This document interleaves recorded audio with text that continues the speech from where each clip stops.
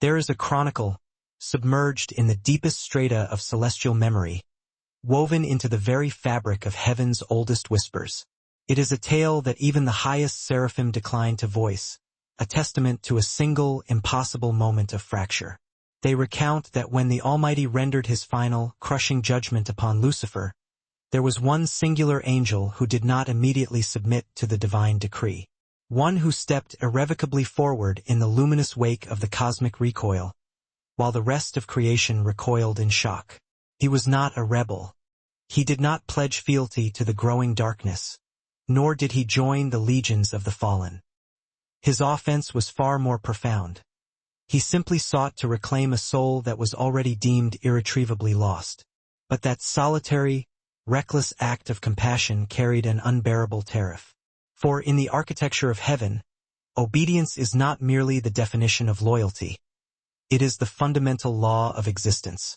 And love, even purest love, when directed against the divine current, is inevitably categorized as defiance. What was his identity? What driving grief compelled him to make such a choice? And what eternal sentence did God pass upon the angel who dared to intercede for the devil? This is the story of Jeremiel, the angel who attempted to save Lucifer and faced the unyielding wrath of the Creator. We invite you into the depths of Bible mysteries. Before we delve further, if narratives of this magnitude compel your reflection, please pause now to lend your support by liking, subscribing, and engaging the notification bell. They maintain that the colossal war in heaven concluded not in a glorious victory march, but in a flash of light so intensely, universally blinding that it caused the foundational stars themselves to tremble in their orbits. When the catastrophic echoes of that celestial insurrection finally faded, the great court of heaven stood paralyzed. The ensuing silence was not the silence of peace, but the terrifying stillness of profound, cosmic shock. Every angelic being had made their stand. The archons loyal to the throne basked in the unwavering light of God, while the wretched host that followed Lucifer tumbled headlong, swallowed by a consuming fire that had never been intended to touch eternal spirits. Yet, amidst this awful tranquility, there was one being who remained immobile. He stood fixed at the absolute precipice of heaven's outermost gates, his gaze locked on the terrifying spectacle as the fallen disappeared beyond the horizon of eternity. He watched, helpless, as companions who had once shared his choruses and counsel were violently stripped of their glory, their screams dissolving into the fathomless, endless dark. His hands were shaking, not from fear of the victor, but because his very essence was being torn by grief. The others, the faithful, returned instantly to their ranks, their powerful wings folded neatly, their faces etched with the cold, hard certainty of divine resolve. Heaven had been purified. Justice, uncompromising and final, had been executed. But for this one angel, justice did not resonate as light.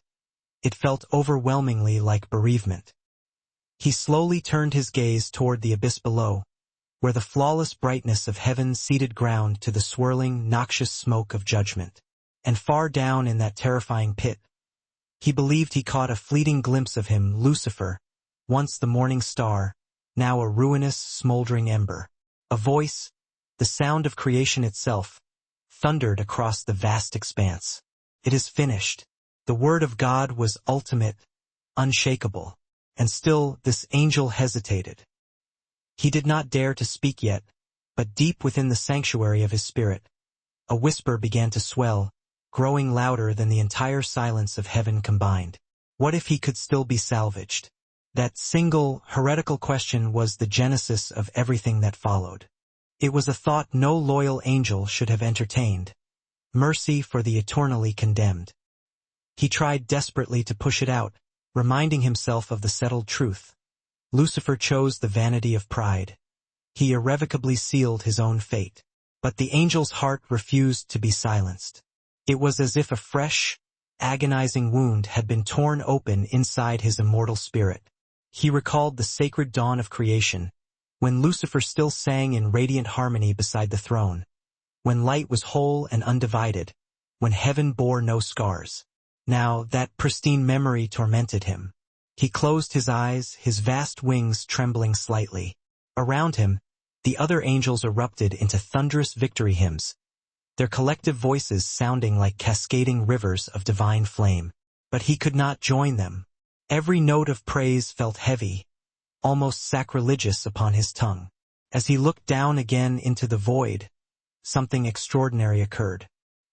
He perceived a flicker of movement. One of the fallen, Lucifer himself, was reaching feebly upward, as if struggling in a desperate, final resistance against the inexorable gravitational pull of eternal darkness. In that single, frozen instant, his heart violently betrayed his sacred duty. He stepped forward. One movement, that was all it took.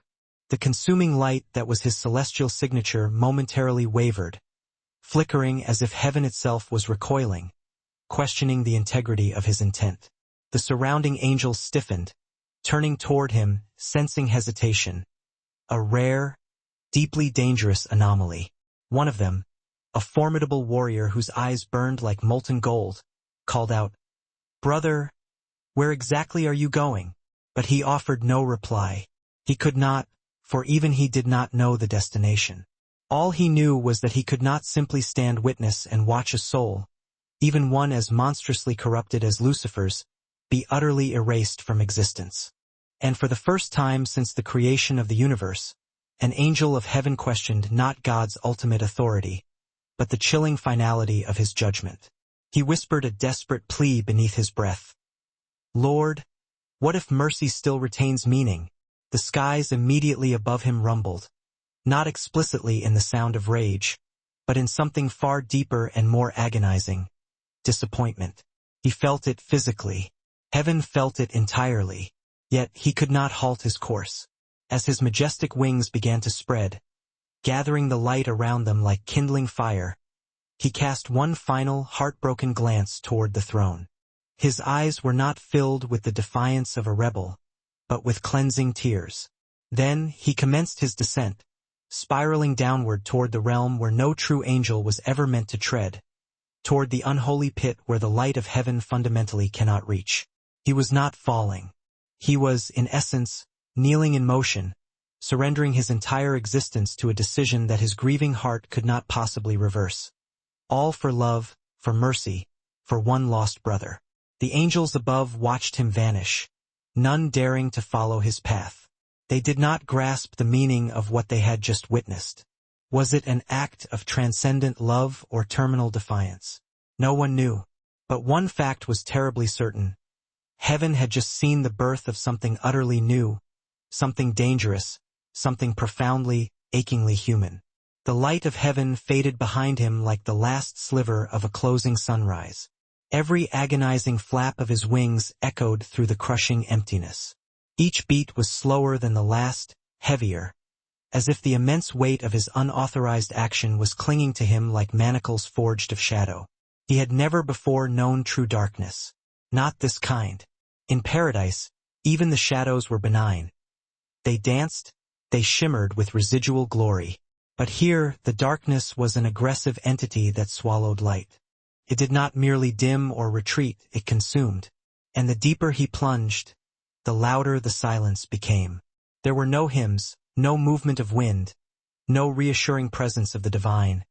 Only broken, distant echoes, like primal screams that had failed to find their way out of the void. He felt his own inherent light begin to dim rapidly. The intense radiance that defined him as heaven's own began to flicker precariously.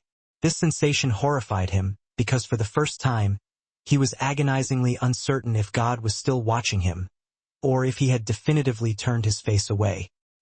He whispered, his voice catching with fear, "Father, if I am truly wrong, let my light be extinguished forever. But if there is still the potential for mercy, let it burn." The void offered no reply. He continued his agonizing fall, fueled not by rebellion, but by a desperate, silent plea. His wings occasionally caught bursts of fading gold as he passed through vast, forgotten realms where the flow of time had ceased and light existed only as a strained memory. Then, abruptly, a whisper materialized. It was not divine. It was fractured, raw, sounding like wind struggling through shattered glass. "Why are you here?" He froze midair, frantically scanning the surrounding darkness. The air around him suddenly curdled, forming vague, horrific shapes. Shadows that almost resembled angels, yet were twisted, mutilated, and torn.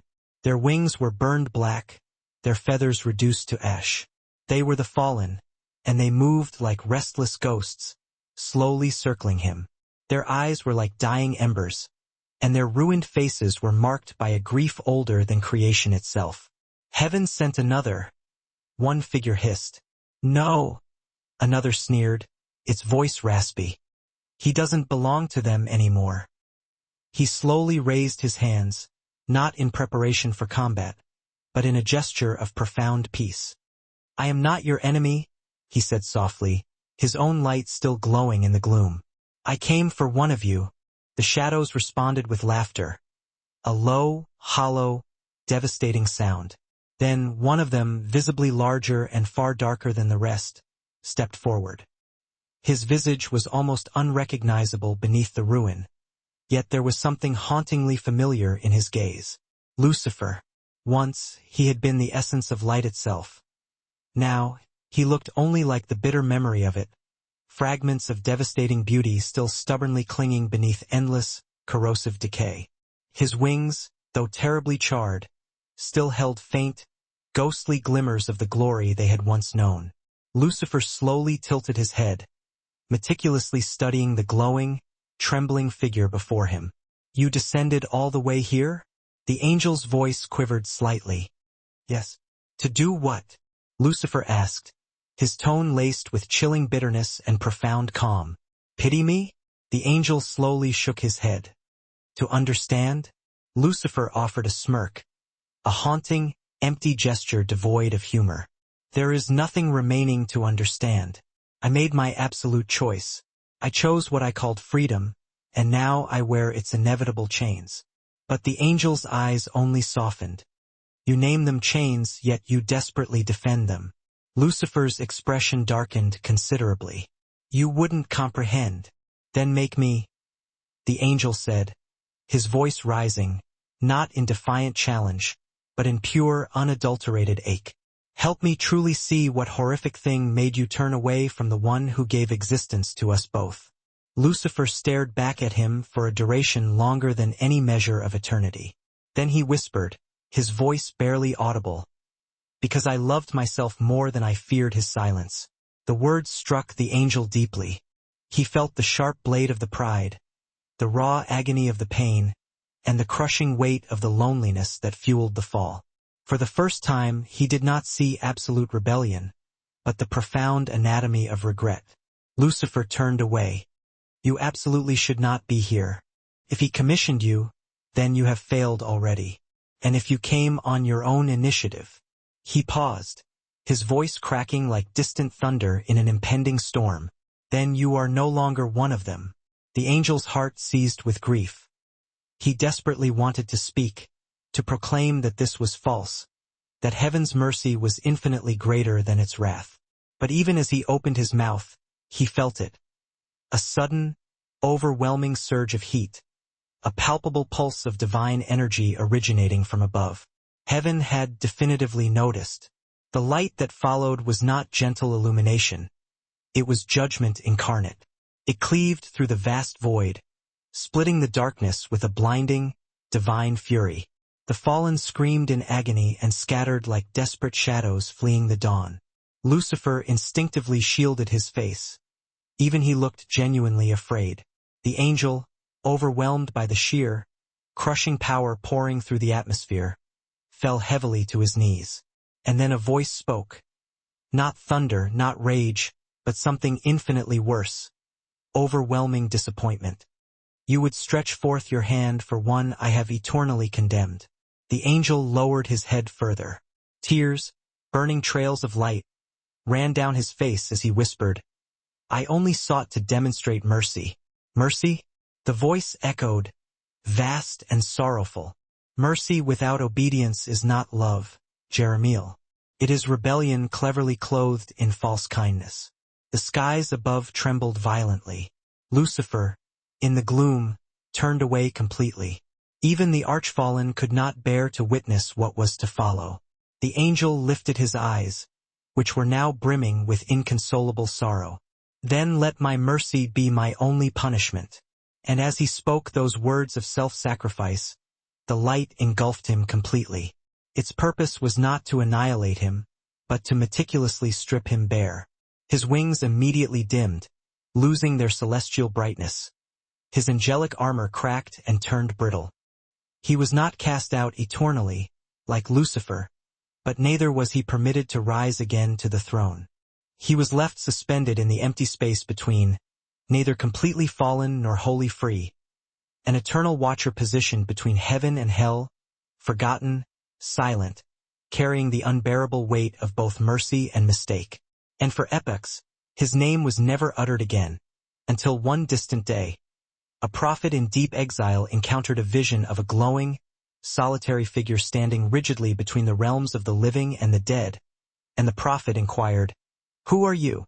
And the figure replied softly, "I am Jerem, the mercy of God." Time, if such a mortal concept still applied where he stood, moved differently now. There was no true dawn, no true dusk, only a singular, unmoving horizon suspended perpetually between the remnants of light and the growing influence of shadow. That is where he slowly awoke, his once brilliantly golden armor now muted to a quiet, sorrowful bronze.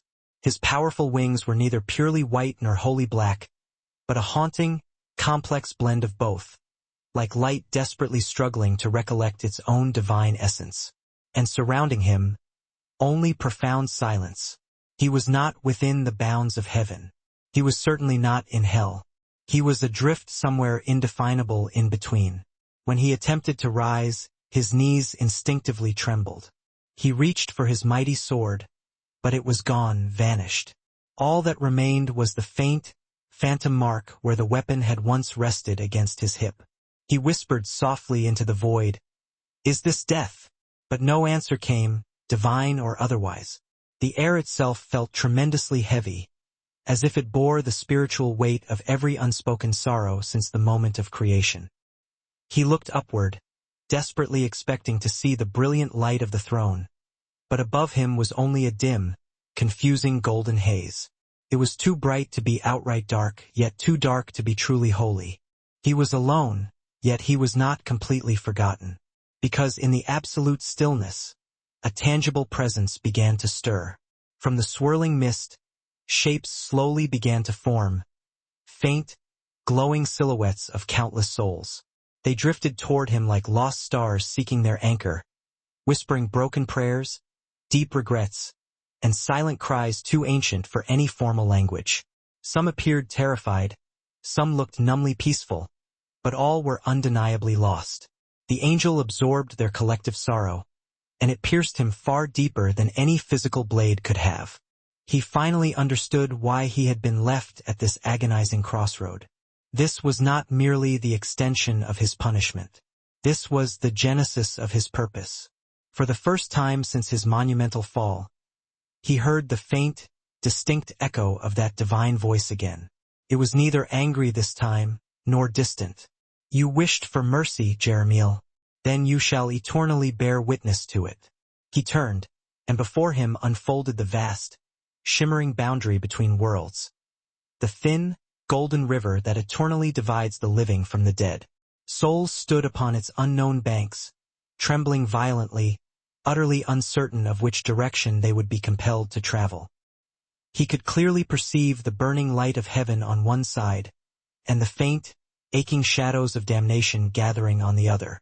And in that transcendent moment, he recognized that his calling was not to erase his mistake, but to painfully redeem it through endless service. He would guide them. He would help the lost find their peace, even if he himself could never again achieve it. He knelt slowly at the river's edge, utilizing the same deep posture of surrender he had once used before the throne of God, and whispered, "Then let this be my eternal service." A warm, gentle wind moved through the heavy air, feeling almost like a sigh of acceptance from heaven itself.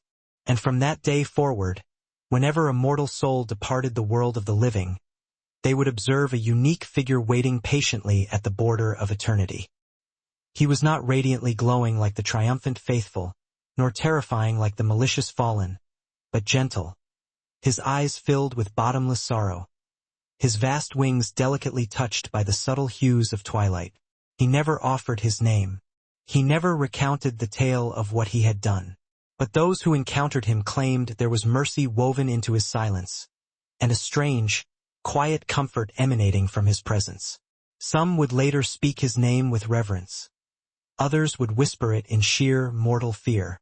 Jerem, the angel who watches over the souls of the departed, the one who perpetually weeps for what heaven tragically lost and what hell inevitably became.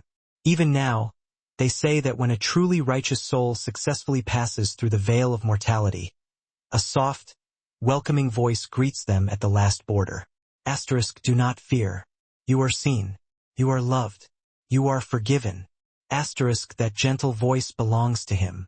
Once an angel who dared to question the necessity of judgment, he is now the angel who single-handedly carries the concept of mercy through the ultimate gates of eternity.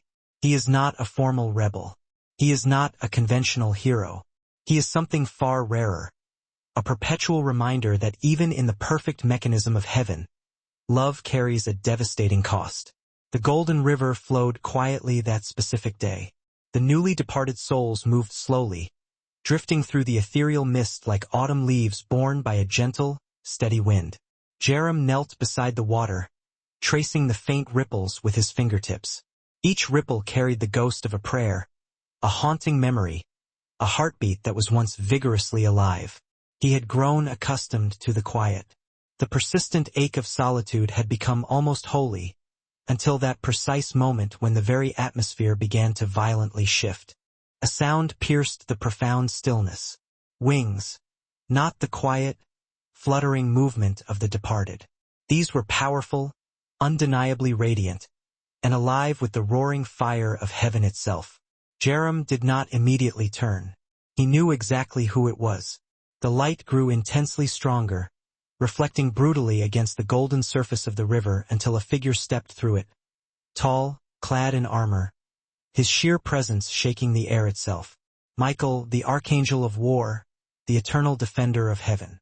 Jerem rose slowly, his own diminished armor appearing dull and sorrowful beside Michael's aggressive brilliance. For a long moment, neither spoke a single word. The air between them felt thick with the passage of eons, centuries of silence, of profound, unanswered questions that had never found the courage to take form as words. Finally, Michael broke the oppressive quiet. Lucifer still whispers your name. Jeremiel's heart gave a sudden, painful lurch. He had not heard that name spoken aloud in eons. He remembers you as the only one who reached for him, Michael continued, his voice heavy with ancient conflict. He calls you the merciful fool. A faint, deeply sorrowful smile touched Jerem's lips. Perhaps I was a fool, but even fools sometimes discover purpose. Michael studied him intently, clearly torn between professional admiration and profound, enduring grief. You risked every aspect of your eternal existence for one who spat directly upon the light. For that transgression, heaven could have simply erased you. Jeremiel met his gaze with quiet, unshakable certainty. I didn't risk everything, Michael. I gave everything I had. And somehow, in return, I was still granted more. He gestured toward the delicate souls drifting past. Look at them. Lost, irreparably broken, imperfect, yet loved enough to be gently guided home. If this is truly exile, then I welcome it. Michael turned his powerful gaze toward the river of souls. Tiny sparks of mortal lives shimmering like embers after a great fire. For the first time, his shining armor seemed to dim slightly, as though humbled by the overwhelming sight. He whispered, "You always perceived what we, the faithful, could not." Jerem's eyes softened completely. No, I only saw what I was ultimately meant to feel. A deep quiet descended between them once more, but this time it held no tension, felt sacred. Michael finally looked back at him and said, "Heaven has not forgotten you, Jerem. You were sentenced for compassion, but heaven still formally lists you as one of us." Jerem bowed his head low. "I am only what he ultimately fashioned me to be, even here in the silence." Michael hesitated, then took a step forward and placed a heavy hand upon his brother's shoulder. The touch glowed softly, like weak sunlight finally breaking through dense clouds. You may never again return to the high court, but the throne still shines upon you. Remember that always. Jeremiel closed his eyes, a single tear catching the glow of the archangel's hand. Then tell him I never stopped loving him. Michael nodded silently, and with a sudden brilliant burst of light, spread his massive wings once more. Before he departed, he turned back one last time. You are still an angel, Jerem. Never allow your sorrow to convince you otherwise. And then he was gone, retreating back into heaven's pervasive, holy fire. Jerem stood utterly alone again, the air around him still warm from Michael's fleeting presence. He looked down at the slow-moving river, at the endless line of souls, and whispered, "Even warriors require mercy." And from the vast distance above, for just a single moment, he thought he perceived the faint, distinct sound of God's voice. Not the sound of thunder, nor the articulation of law, but the soft, clear sound of approval. Heaven had finally settled into silence. The cosmic rebellion was definitively over. Lucifer and his enormous, wretched following were gone, cast violently into the abyss, where their former light was violently swallowed by eternal night. The final echoes of their despairing screams had faded into a painful memory. But one angel still could not locate peace. Jerem stood utterly alone at the precipice of heaven's radiant plains, where the aggressive golden light met the limitless, hungry void. His majestic wings hung low, heavy, not from physical exhaustion, but from the crushing weight of a forbidden, corrosive emotion, doubt. He watched as the other loyal angels meticulously rebuilt heaven's shattered gates, their songs echoing like powerful waves of collective forgiveness. Yet he found no harmony in their melody. In his immortal chest, there was only a persistent, quiet ache because he still thought about him. Lucifer, not the vicious rebel, not the ultimate deceiver, but the cherished friend he had known for eons, the one who had sung intimately beside him in the glorious choirs, who had shared in the initial dreams of creation, the one who had stood closest to the heart of God's light. And so, one day, Jeremiel gathered the courage for an act no angel had ever dared before or since. He deliberately approached the throne. Picture the awesome scene. The throne of God, shining with the fierce intensity of 10,000 suns, wrapped intimately in thunder and pure fire. Around it stood countless multitudes of angels, bowing deeply in absolute silence, their faces hidden behind veils of shimmering light. And then, one solitary angel stepped forward, trembling, yet moving with resolute purpose. Jerem's voice was faint, but undeniably steady. "My Lord, forgive the transgression of my question, but was there truly no other way to resolve this?" The very air within heaven instantly shifted. The music ceased altogether. Even the highest seraphim slowly turned their many heads. God did not immediately answer. His light pulsed once, like the slow, deliberate heartbeat of eternity itself. "You dare to question my justice?" Jerem immediately fell to his knees, his wings folded tightly against his body in abject fear. "Never, my lord. I only seek to understand the nature of it. He was our brother. I witnessed the sorrow in his eyes even as he fell. If redemption is truly your fundamental nature, why did the gates close upon him forever?"